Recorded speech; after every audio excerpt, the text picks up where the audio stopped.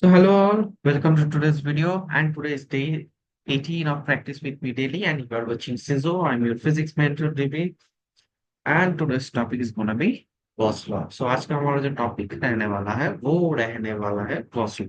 अगर वीडियो आपको थोड़ा स्लो लगे तो आप करो वीडियो को थोड़ा 1.5x में देखो या तो 1.25x में देखो या तो 2x में देखो। अगर आप समझ सकते हो 2x में देखकर देखने के लिए मतलब देखकर समझ सकते हो तो 2x में देखो। ठीक है, तो चलो। अच्छा, जो हमारा टॉपिक है वो टॉपिक बहुत ही एक छोटा सा चैप्टर से है। मतलब जो चैप्टर है वो है वॉल्यूम।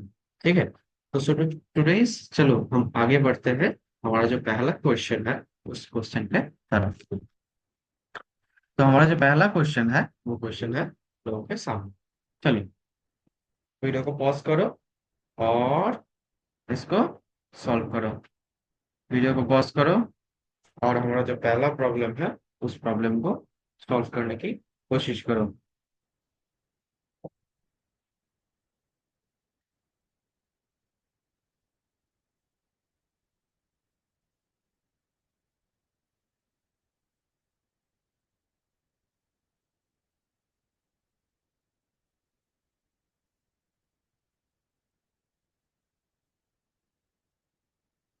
हो गया?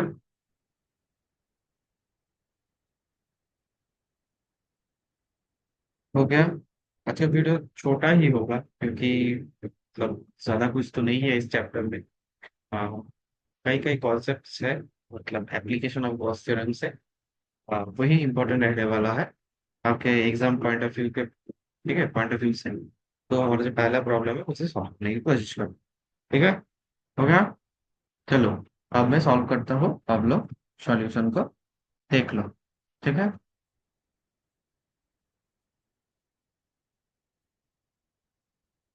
सॉल्यूशन को देख लो आप लोग।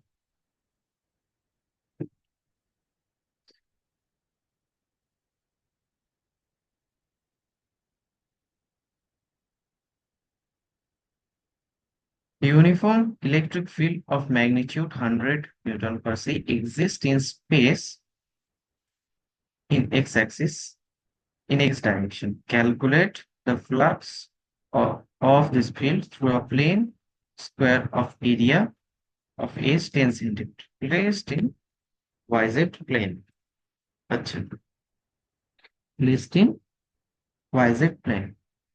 Take the normal along the positive x-axis to be positive. अच्छा, तो अ, हमारे पास जो प्रॉब्लम है उस प्रॉब्लम को हम अप्रोच कैसे करेंगे। तो जो ई का वैल्यू होने वाला है वो होने वाला है 100 न्यूटन पर कूलम। हमें पता है जो फाइव फ्लक्स का वैल्यू होता है वो होता है integration of E dot D A.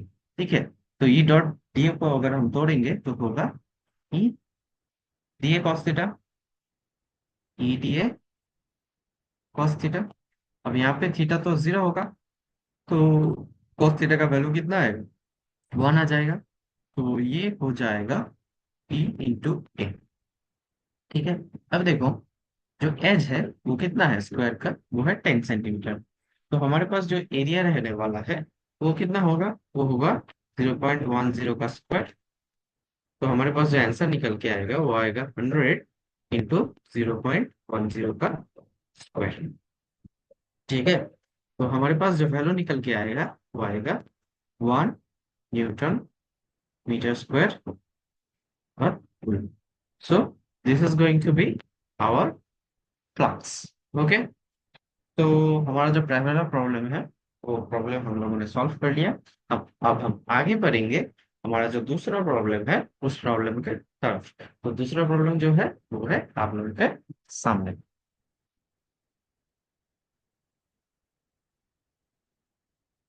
चलो, so this is our second problem. Try to solve it out, pause the video and try to solve this problem. चलो, सॉल्व करो।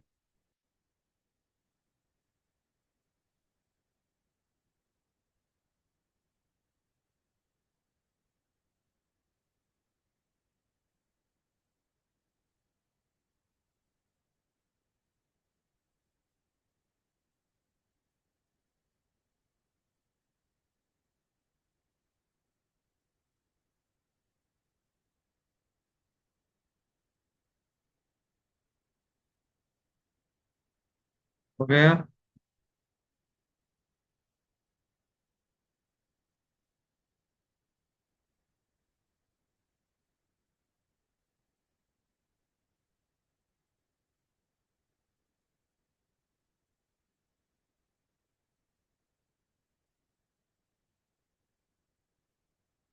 हो गया।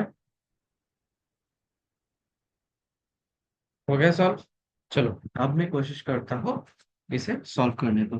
अगर आप लोगों, मतलब आप लोगों से सॉल्व नहीं हुआ तो, सॉल्व नहीं हुआ तो मेरे साथ इस सवाल को सॉल्व करो। चलो, a large plane charge sheet having a density of atom, अच्छा, lies in xy plane. Find the flux of electric field through a circular area of radius 1 centimeter lying completely in the region of XYZ, all positive and it's normal, making an angle of 60 degree with the z axis. अच्छा, तो हमारे पास जो value supplied है वो क्या क्या है? Charge density, यानी चार्ज डेंसिटी इक्वल टू है 2.0 इंटू 10 to the power -6। अब हमें पता है कि हमने निकाल लिया था पहले जो चार्ज सीट होता है, उसके लिए जो इलेक्ट्रिक फील्ड का फॉर्मूला रहने वाला है वो कितना होता है? E इक्वल टू होता है सिग्मा अपॉन 2 एप्सिलॉन। ठीक है, ये होता है, ये होता है।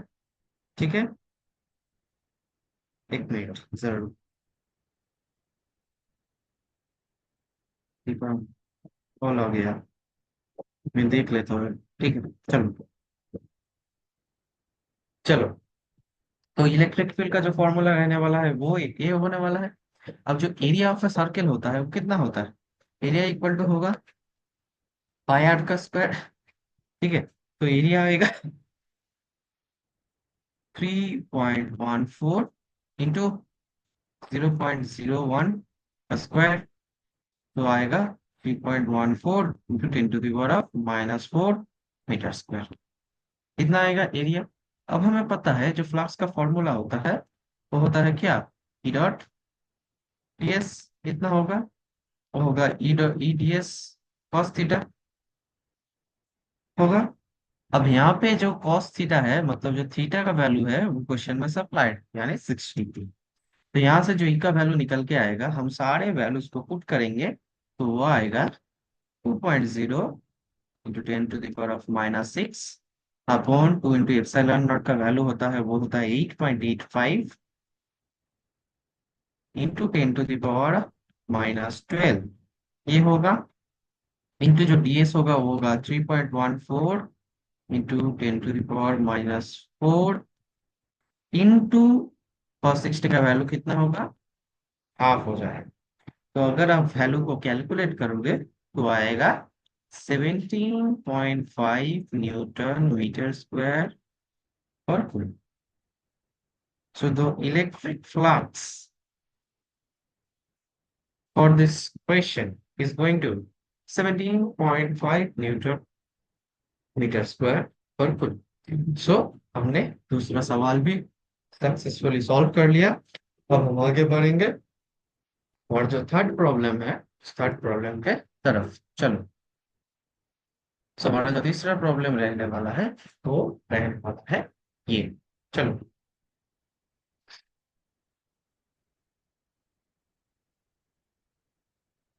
चलो जल्दी जल्दी से सॉल्व करो। जो थर्ड प्रॉब्लम है उस प्रॉब्लम को जल्दी जल्दी से सॉल्व करने की कोशिश करो।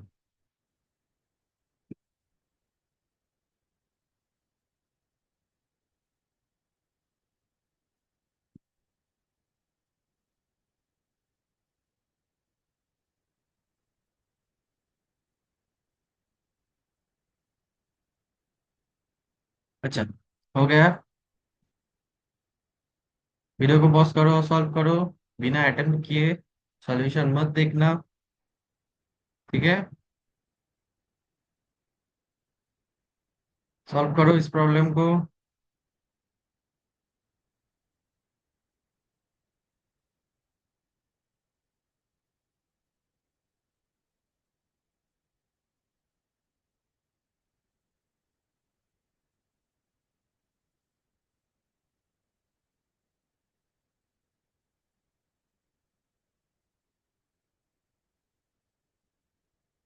गया गया। चलो अब मैं कोशिश करता हूँ सॉल्व करने की। A charge of 4 into 10 to the power minus 8 coulomb is distributed uniformly on a surface of sphere of radius 1 centimeter. It covers a concentric, it is covered by a concentric hollow conducting sphere of radius 5 centimeter. Okay, ठीक है. Find the electric field at a point 2 centimeter away from the center. अच्छा, centre से 2 centimetre दूर हमें क्या निकालना पड़ेगा? Electric field निकालना पड़ेगा. तो ये मतलब हाँ, इलेक्ट्रिक फील्ड निकालना पड़ेगा. तो हमें पता है जो इलेक्ट्रिक फ्लक्स होता है उसका क्या फॉर्मूला होता है? Flux equal to E dot D S होता है. अब flux equal to E dot D S होता है which is equal to E. अब जो एक्सफेयर है उसका जो एरिया होने वाला है वो होने वाला है 4 पाई r स्क्वायर. अब हम पकड़ते हैं जो रेडियस है वो एक्स है. ठीक है, तो वो कितना होगा? इंटू होगा 4 पाई ऑफ एक्स स्क्वायर. अब जो एक्स है 2 सेंटीमीटर. ठीक है, सेंटर से 2 सेंटीमीटर दूर. तो 2 सेंटीमीटर दूर हम वैल्यू को पुट करेंगे. तो एक्स इज इक्वल टू होगा 2 सेंटीमीटर. ठीक है, अब जो यहाँ पे क्वेश्चन में सप्लाइड है वो क्यू इक्वल टू है 4 into 10 to the power of -8 this is the supplied value. Okay, तो this is the supplied value. और हमें गॉस थ्योरम से पता है कि फाई इक्वल टू कितना होता है? फाई इक्वल होता है क्यू अपॉन एप्सिलॉन नॉट. तो हमें बस इन दोनों वैल्यूज को इक्वल कर देना है. तो अगर हम इक्वल करेंगे तो हमारे पास जो निकल के आएगा, चलो देखते हैं क्या निकलता है. 4 by X square into E equal to आएगा क्यू अपॉन एप्सिलॉन नॉट. तो 4 पाई और ई इज इक्वल टू आएगा Q upon 4 pi epsilon not by X square. तो विच इज इक्वल टू आएगा 9 into 10 to the power 9 into Q का value है 4 into 10 to the power of -8 upon जो X square आएगा 2 centimeter पे आएगा 0.202 का whole square which is equal to 4 into 10 to the power of -4 meter square. अब ये 4 से 4 तो मर जाएगा, यहाँ से यहाँ पे 10 to the power -4 हो जाएगा विच इज इक्वल टू आएगा 9 into 10 to the power of 5 Newton पर कूलम. सो हमारा जो इलेक्ट्रिक फील्ड का वैल्यू होने वाला है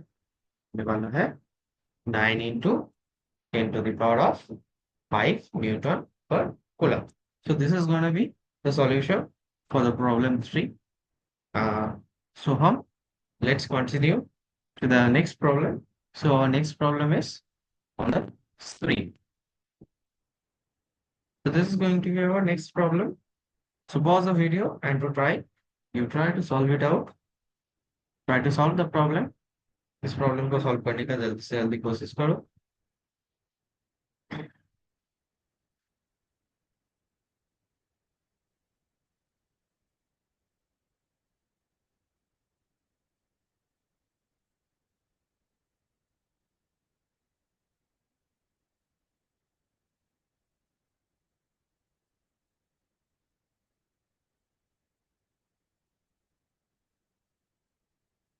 चलो सॉल्व करो, इस प्रॉब्लम को सॉल्व करो.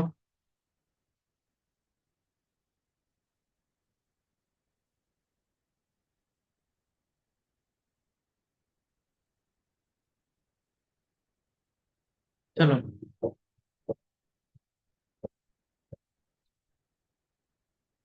हो गया, हो गया,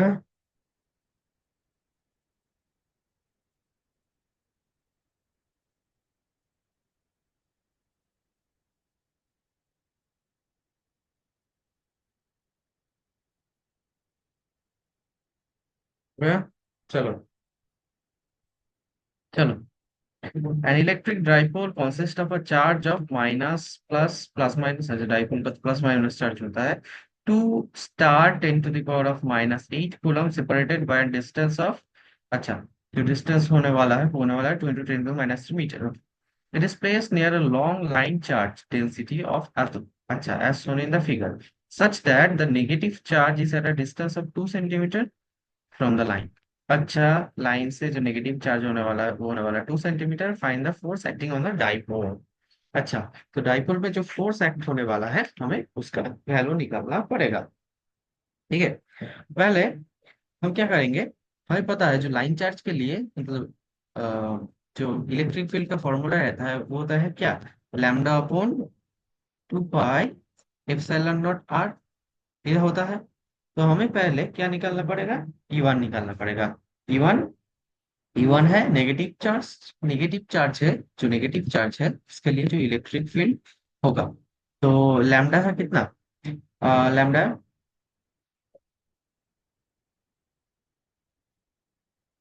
अच्छा, तो E1 होगा 4 × 10⁻⁻⁴ इंटू, इंटू कितना होगा, 2 × 9 इंटू 10⁻⁹,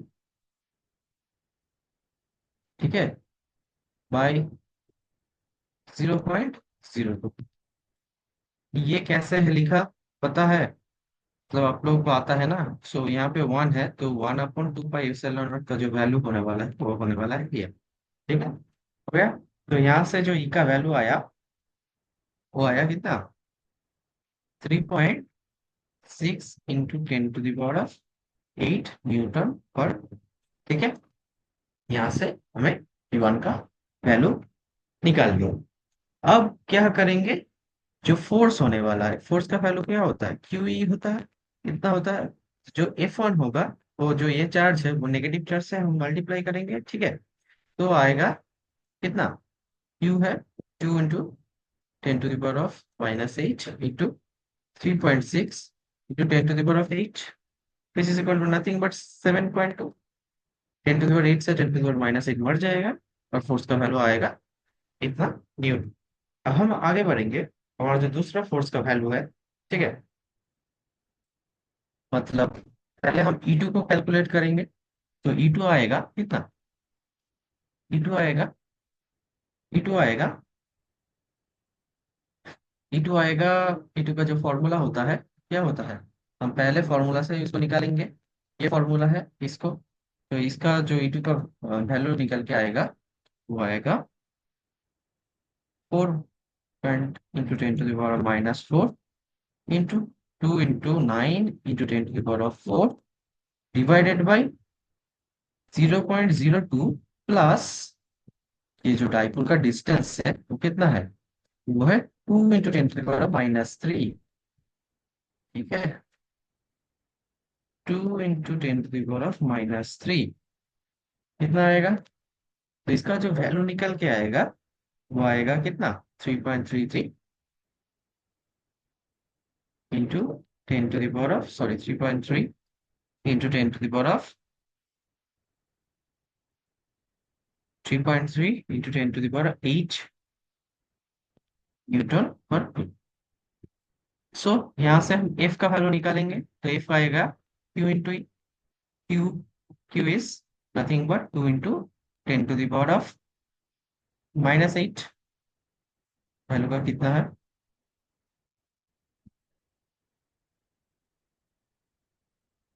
कितना है value, 10⁻⁻8 into 3.3 into 10⁻⁸ which is equal to nothing but कितना आएगा, हमारा वैल्यू आएगा 6.6 है फ्रॉम द लाइन चार्ज। मतलब जो एक फोर्स है इस तरफ होगा और एक फोर्स है इस तरफ होगा, तो हमें क्या निकालना पड़ेगा, हमें निकालना पड़ेगा net force on the dipole moment.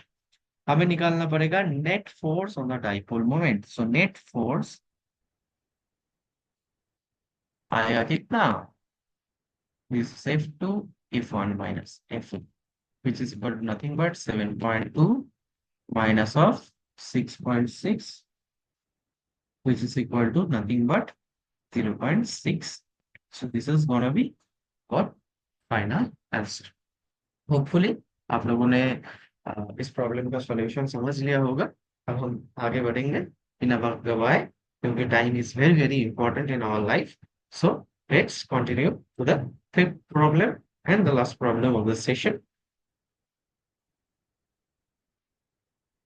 Okay, so this is going to be our last problem, and today we are done with this problem. मतलब we are not yet done with this problem.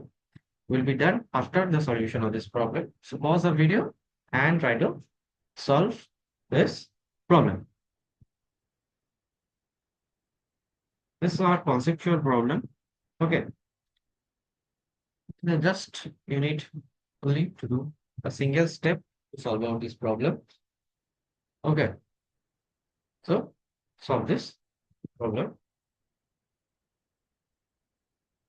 Pause the video and solve the problem. Pause the video and solve the problem.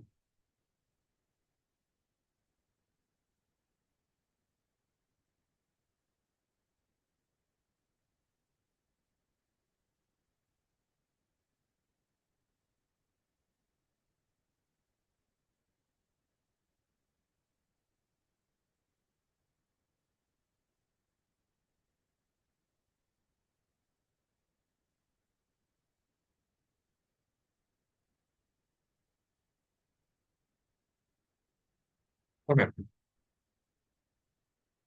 हो गया? चलो अब मैं कोशिश करता हूँ इस प्रॉब्लम को सॉल्व करने की।